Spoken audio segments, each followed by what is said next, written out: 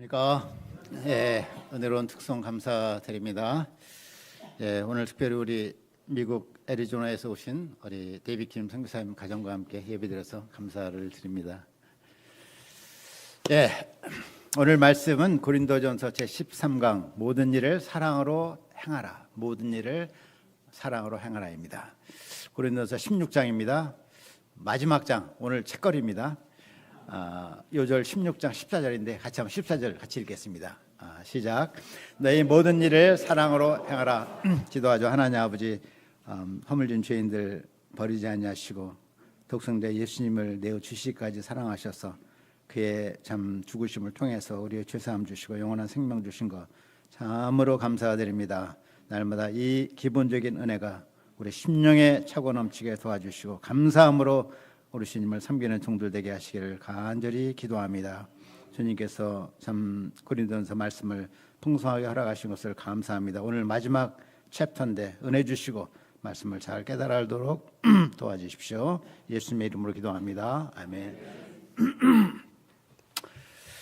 우리 이번 고린도전서 말씀을 통해서 많이 배웠습니다. 1장부터 16장까지 전체적으로 하는 게 굉장히 드문데 이번에 다 하게 됐고, 고린도 교회의 실제적인 문제들을 이렇게 다루면서 우리의 실제적인 문제도 많이 드러나고 방향을 잡게 돼서 감사를 드립니다.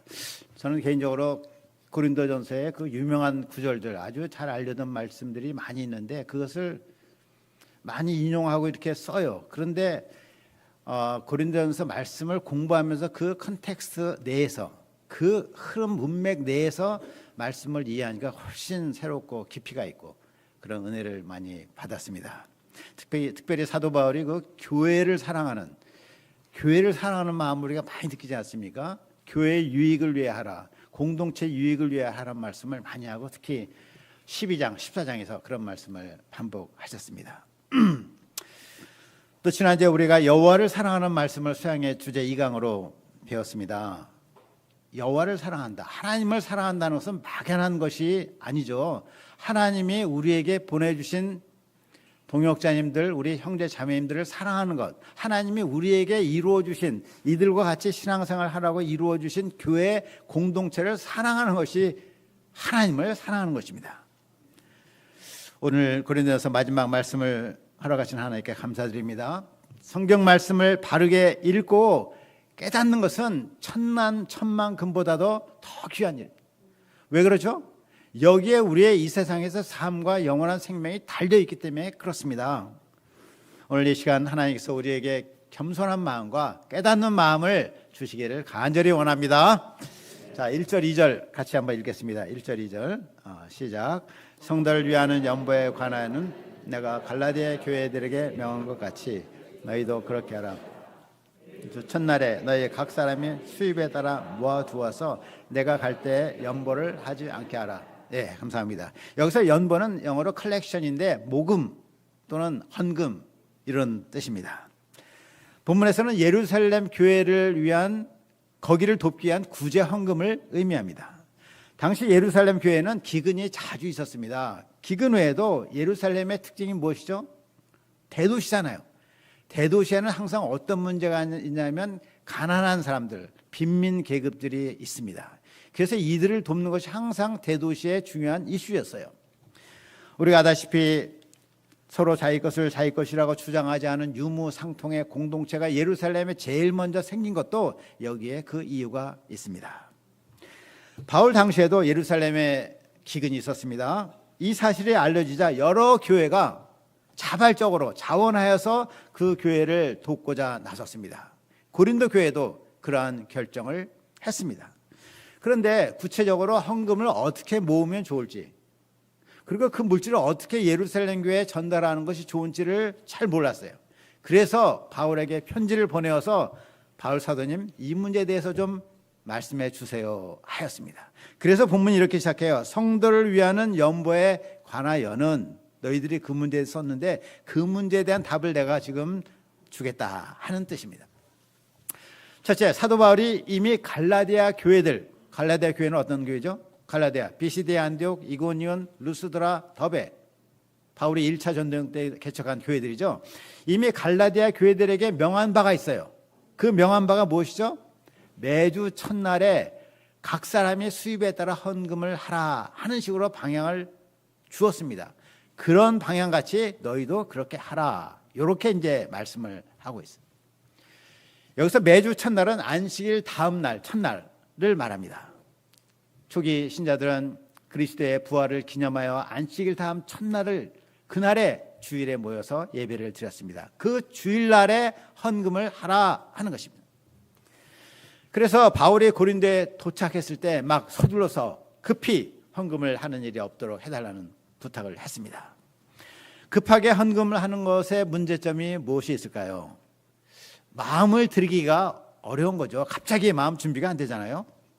마지못해 하거나 인색한 마음으로 하게 됩니다. 하나님은 이런 예물을 기뻐하지 않으십니다. 고린도후서 9장 7절은 말합니다. 각각 그 마음에 정한 대로 할 것이요 인색함으로나 억지로 하지 말지니 하나님은 즐겨 내는 자를 사랑하시느니라. 그런데 구제헌금이나 감사헌금이나 예배헌금이나 헌금은 사실 하나님을 위해 드리는 것이 아닙니다. 누구를 위해 드려요? 우리를 위해 드리는 거예요. 우리를. 유대인들은 하나님께 짐승 제사를 드림으로 하나님께 무엇을 바친다, 무엇을 드린다고 생각을 했어요. 그런데 하나님은 말씀하시죠. 예를 들면 시편 50편 8절부터 12절에도 말씀하셨습니다. 8절부터 12절 좀 긴데 우리 선마가 목사님 아주 목소리가 좋으시니까 8절부터 12절 한번 읽어주세요. 내 재물 때문에 너를 책망하지 아니하리니 내 권세가 항상 내 앞에 있으리로다. 내가 내 집에서 수소나 내 우리에서 순념소를 가져가지 아니하리니 이는 삼림의 짐승들과 뭇산의 가축이 다 내 것이며 산의 모든 새들도 내가 아는 것이며 들의 짐승도 내 것이니로다. 내가 가령 들어도 내게 이르지 아니할 것은 세계와 거기에 충만한 것이 다 내 것이니로다. 예, 세계와 온 세상과 그 세상 가운데 충만한 모든 것이 다 하나님의 것입니다. 하나님은 그 어떤 곳에도 부족함이 없으세요. 그런데 물질이 있는 곳에 마음이 있다고 말씀하지 않았습니까? 하나님은 우리의 마음을 받기 원하셔. 근데 우리가 어떻게 보이지 않는 마음을 하나님께 드려요? 물질을 드림으로 하나님께 마음을 드리는 것입니다. 하나님은 우리의 마음을 받기 원하십니다. 그리고 하나님은 하나님의 마음을 우리에게 주기 원하세요. 그럼으로써 서로 사랑의 관계성을 깊이 맺기 원하십니다. 왜 그래요? 이는 우리가 하나님의 백성으로 살고 하나님이 우리의 하나님으로서 우리와 우리 자손이 영영토록 복을 받고 살도록 하기 위함이십니다. 저는 오래전에 어떤 글을 읽다가 은혜를 받았습니다. 뭐 특별한 글은 아니에요. 글을 읽었는데 어떤 분이 지방 도시 여행을 하는데 여행하다 보니까 이제 그 주일 아침이 되었어요. 그래서 그 지역에 있는 교회를 출석을 하기로 했는데 제일 먼저 그분이 하신 일이 정성껏 헌금을 준비하더라고요. 그 글에 써 있어요. 정성껏 헌금을 준비하고 약간 이렇게 뭐 속지도 쓰고 해서 드리는 것을 통해 은혜를 받았어. 야, 우리가 하나님을 만나러 가기 전에 마음 준비를 해야 되는데 이 헌금을 준비하는 것이 정말 중요하구나. 아주 좋은 방법이구나 하는 것을 알고 난 후에 하나 저도 그런 예를 따르고 있습니다. 구약 성경에 보면 하나님께 나올 때 빈손으로 나오지 말라 이런 말씀이 있어요. 나에게 나올 때 빈손으로 나오지 말라. 출애굽기 23장 15절 또 신명기 16장 16절 외우기 쉽죠? 신명기 16장 16절 한번 찾아보세요. 내게 나올 때 빈손으로 오지 말라. 날이 갈수록 물질주의가 강해집니다. 우리가 이 물질주의를 이기기 위해서는 하나님께 적극적으로 드리는 법을 자꾸 배워야 됩니다. 오늘 우리는 주일 예배를 드리고 있습니다. 이는 하나님께 마음을 드리는 시간입니다. 마음으로 기도하고 마음으로 찬양하고 마음으로 물질 드리고 마음으로 하나님의 말씀을 받는 복된 시간입니다. 우리가 이와 같은 자세로 예배를 마음을 들여 드릴 때 어떤 일이 일어나죠? 하나님께서 우리에게 신령한 은혜를 위해서부터 쫙 부어주세요. 이 신령한 은혜를 부어주신다는 것이 그냥 말만이 아닙니다. 이것이 정말 제일 중요해요. 하나님이 신령한 은혜를 그 영적인 은혜를 부어주시면 우리 내면에 변화가 일어나요. 어떤 변화가 일어나요? 우리 마음이 겸손해지고 온유해지고 사랑이 많아지고 순수해지고 주님께 대한 열정이 생기고 이런 거는 돈이나 힘으로 할 수가 없는 거예요. 아니 그런 은혜를 받으면 이것이 우리가 얼마나 다른 삶을 살겠습니까? 하나님은 예배를 통해서 이러한 은혜를 우리가 특별히 주십니다. 그러니까 주일 예배 그저 일주일에 한번 드리는 게 아니라 이 시간이야말로 하나님의 은혜를 풍성히 받을 수 있는 시간인 것을 믿고 마음을 들여서 주님을 예배를 해야 됩니다. 그럴 때 하나님께서 우리의 내면을 예수님의 형상으로 빚어 가십니다. 또한 우리의 삶을 형통하게 하십니다. 자, 헌금에 대한 바울의 권면사항 둘째는 무엇이죠? 각 사람의 수입에 따라 하라. 수입에 따라 하는 것이죠. 수입이 많은 사람은 많이 하고 적은 사람은 거기에 맞게끔 하라는 것이죠. 또 이 말은 무슨 말이에요? 각 사람 수입이 많든 적든 다 헌금에 동참하라는 것입니다. 특별히 구제헌금은 그리스도의 사랑을 받은 신자가 그 사랑을 실천하는 사랑의 표현이기 때문에 더욱 그러합니다. 헌금은 또한 하나님께 드리는 것입니다. 고귀한 것입니다. 은혜로운 역사. 이 은혜로운 역사가 조금도 사람들의 비방이 되지 않도록 관리도 잘해야 돼요. 헌금 관리를 잘해야 되죠. 그래서 바울은 물질 관리에 대해서도 이렇게 권고합니다. 3절 말씀 보겠습니다. 내가 이를 때 너희가 인정한 사람에게 편지를 주어 너희의 은혜를 예루살렘으로 가지고 가게 하리니. 바울은 자기가 고린도 교회에 가면 구제헌금을 모아서 예루살렘으로 전달하고자 합니다. 그런데 바울이 가져가는 것이 아니라 누가 가져가요? 너희들이 인정하여 세운 사람, 실무자가 가져가게 하겠다. 그런데 나는 그 사람에게 편지를 써주겠다. 예루살렘 사람들이 그 헌금을 받을 때 이분이 무슨 교회 대표자 실무자로 온 것이구나 하는 것을 알도록 추천서를 써주겠다는 것입니다. 사도행전 20장 4절을 보면 각 지역의 구제헌금 전달자들 7명의 이름이 나옵니다. 같이 한번 읽어볼까요? 사도행전 20장 4절입니다. 시작. 아시아까지 함께 가는 자는 베레아 사람 부로의 아들 소바다와 데살로니가 사람 아리스다가와 세군도와 더베 사람 가이오와 및 디모데와 아시아 사람 두기고와 드로피모에. 이분들은 아마 각 교회 재정 부장들이나 실무자들이었을 것입니다. 그들이 바울과 함께 구제헌금을 가지고 예루살렘에 갑니다. 자, 그런데 3절에 보면 아까 읽었는데 3절에 보면 헌금을 뭐라고 그러냐면 너희의 은혜를 가지고 간다. 너희의 은혜를 가지고 간다. 단순히 물질이 아니라는 거죠. 헌금이라는 것은 은혜를 받은 사람들이 그 은혜의 표시, 그리스도의 사랑에 대한 은혜를 드리는 것이다, 이런 말이에요. 바울은 이 은혜의 역사가 끝까지 은혜롭게 되도록 관리를 잘하고 섬세히 섬겼습니다. 자, 5절부터 9절 말씀은 바울이 자신의 고린도 방문 계획을 왜 변경했는지 설명하는 내용입니다. 당초에 바울은 에베소 사역을 마치고 배편으로 고린도에 가고자 했습니다. 자, 오른쪽 중간에 아래쪽에 에베소가 있죠. 에베소가 좀 작게 있는데 에베소가 있고 거기가 아시아의 중심 지역교회입니다. 에베소 개척을 지금 열심히 하고 있는 중입니다. 바울이 거기에서 제3차 전도여행 중에서 에베소에서 왼쪽으로 쭉 가면 배편으로 가면 거기가 고린도예요. 고린도에서 위쪽으로 북쪽으로 쭉 올라가면 마게도냐 교회들이 쭉 나오죠. 마게도냐 교회들, 빌립보, 데살로니가, 베레아, 아덴 교회들이 쭉 나옵니다. 자, 이런 지형, 지리적인 위치를 한번 생각을 두고 보겠습니다. 자, 바울은 원래 어떻게 고린도를 신방하고자 했냐면 에베소에서 배편으로 바로 왼쪽으로 가서 하루면 가요. 배로 왼쪽으로 가서 고린도를 신방하고자 했습니다. 그런데 이제 고린도 방문 여정을 바꿔요. 어떻게 바꾸죠? 먼저 북쪽으로 올라가서 빌립보, 데살로니가, 베레아, 아덴 등 마게도냐 교회들을 쭉 들르고 나서 고린도를 가겠다. 이렇게 이제 계획을 바꾼 것입니다. 자, 여기에는 두 가지 이유가 있습니다. 첫째는 무엇이냐면 현재 이 편지를 쓰고 있는 에베소, 이 에베소를 지금 바울이 당장 떠날 형편이 아니야. 떠날 상황이 아닙니다.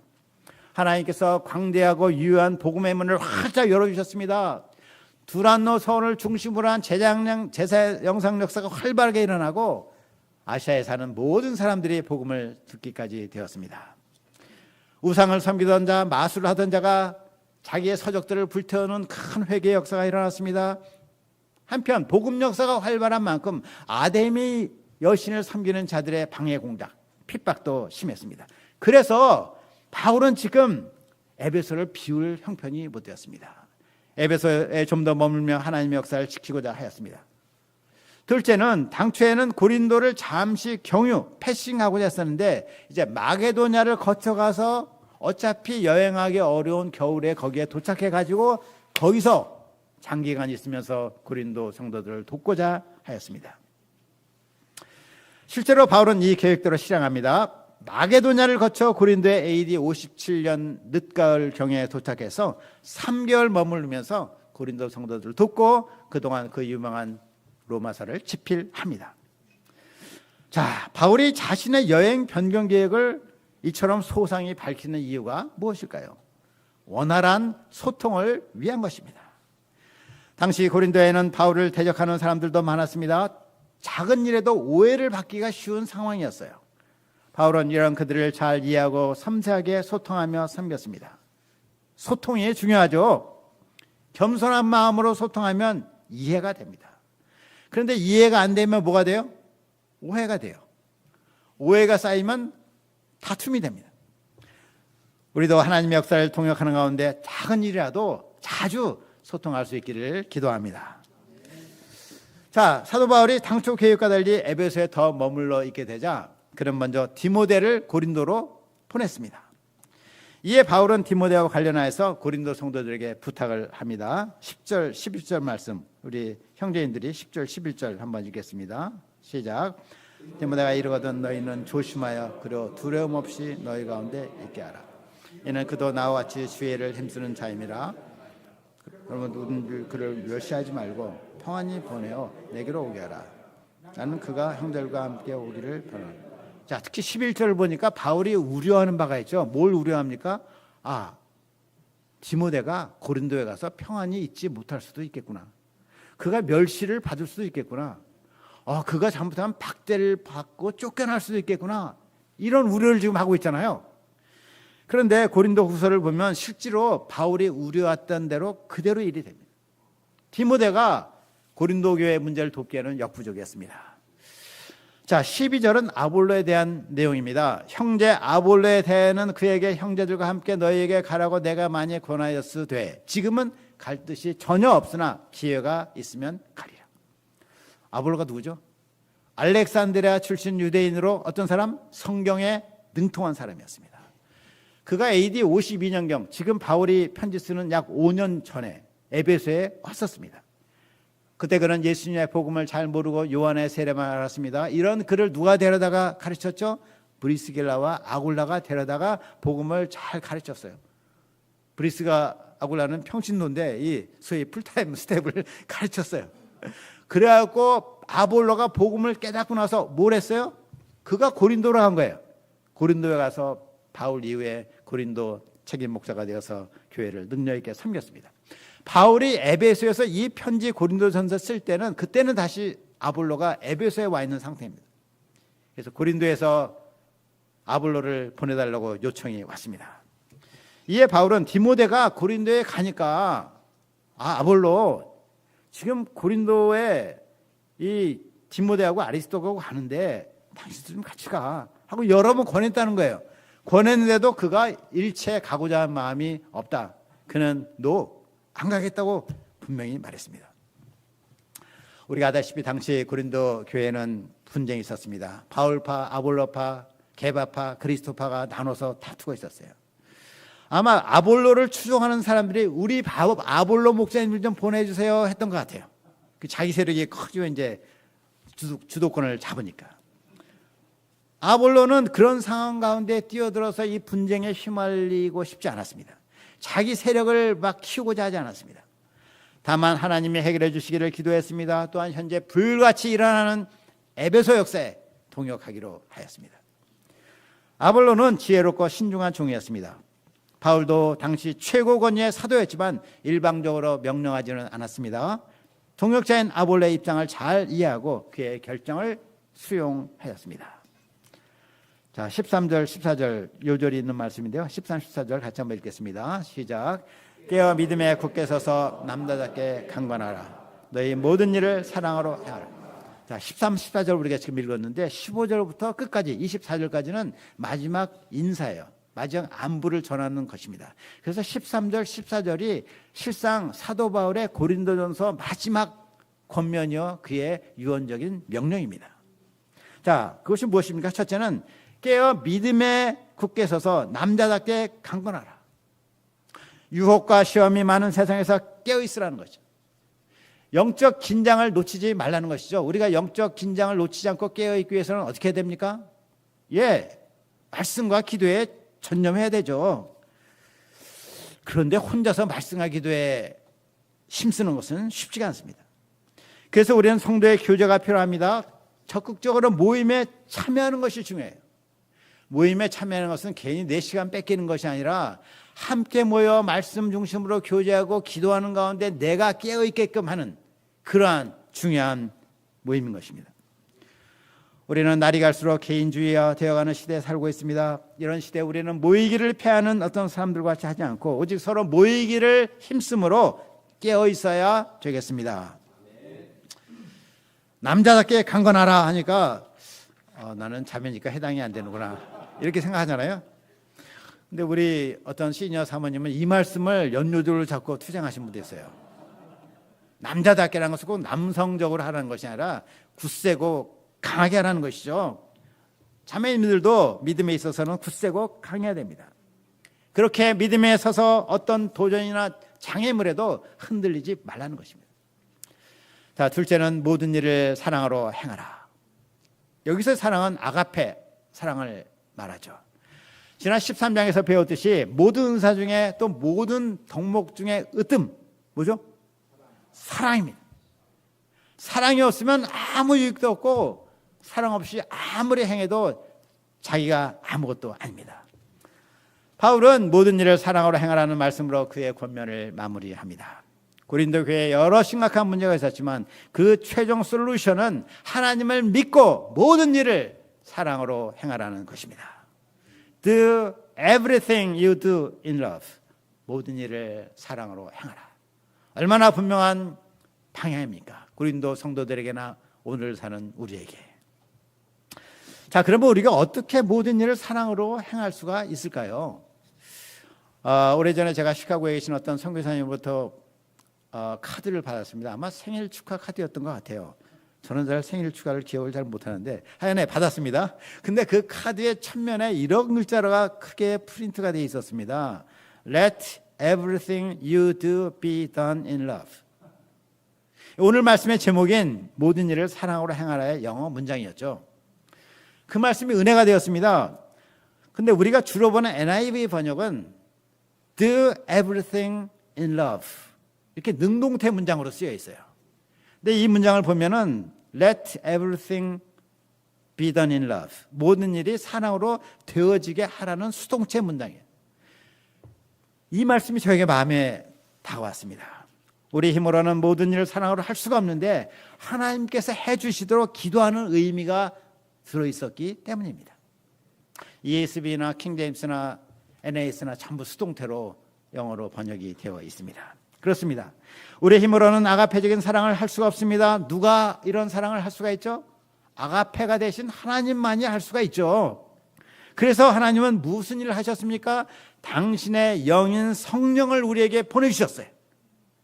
예수님을 믿는 모든 신자의 내면은 성령이 계십니다. 한번 내주하신 성령은 영원히 우리를 떠나지 않으세요. 우리가 우리 자신의 생각과 힘을 의지하지 않고 이 성령님을 의지할 때 우리도 아가페적인 비범한 사랑을 할 수가 있습니다. 성령은 진리의 영이십니다.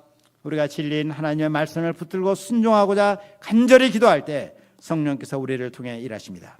아가페의 사랑을 실천하게 하십니다. 그래서 다른 동역자들 위해서 정말 마음으로 기도하게 하시고 다른 사람이 잘 되는 것이 내가 잘 되는 것처럼 기뻐하게 하십니다. 낮아지고 은밀하게 섬기는 것을 기쁨으로 여기게 하십니다. 모든 일을 사랑으로 행하게 하십니다. 우리가 먼저 말씀을 마음에 영접하고 그 말씀에 순종할 수 있도록 기도해야 되겠습니다.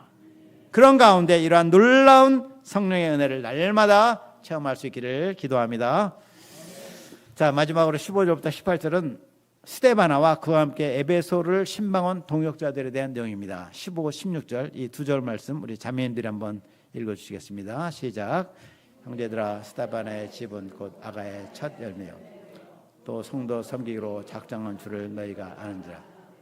내가 너희를 권하노니 이 같은 사람들과 또 함께 일하며 수고하는 모든 사람에게 하죠.